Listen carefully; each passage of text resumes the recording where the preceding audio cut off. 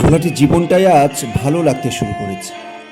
হয়তো আবার দেখা হবে কোনো রোদেলা হতবাক করা জনমানবের ভিড়ে, আবার কখনো খোলা আকাশের নিচে দেখা হবে।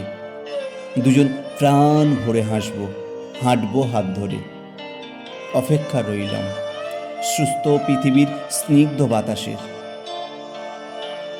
ঘোলাটের চোখ ঘষে চশমা পরে সেই জনমানবীর ভিড় ঠেলে আমরা কিন্তু অরণ্য দেখতে যাব।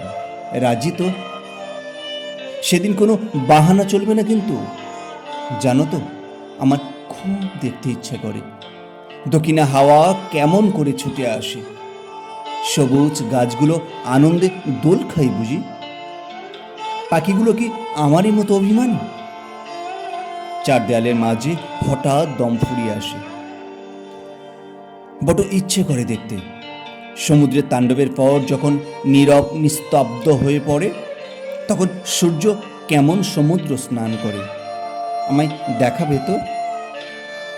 আমায় বড্ড শুনতে ইচ্ছে করে শুকনো পাতাগুলোর ঝরে পড়ার শব্দ।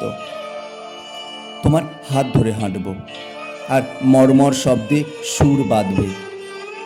দমকা হয় আমার চুলগুলো যখন এলোমেলো হবে, তুমি আলতো করে আমার চুলগুলো কানের পিঠে সরিয়ে দেবে তো? আমি কিন্তু ঝাল ফুচকা খাবো।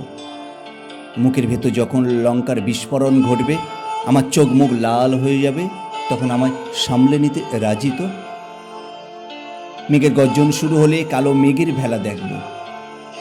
আমরা কিন্তু বৃষ্টিতে ভিজব। কি রাজি তো? ভেজা গাংচিল হব দুজন। ঘোলাটে চোখ ঘষে চশমা পরে জনমানবের ভিড় ঠেলে আমরা কিন্তু অরণ্য দেখতে যাব।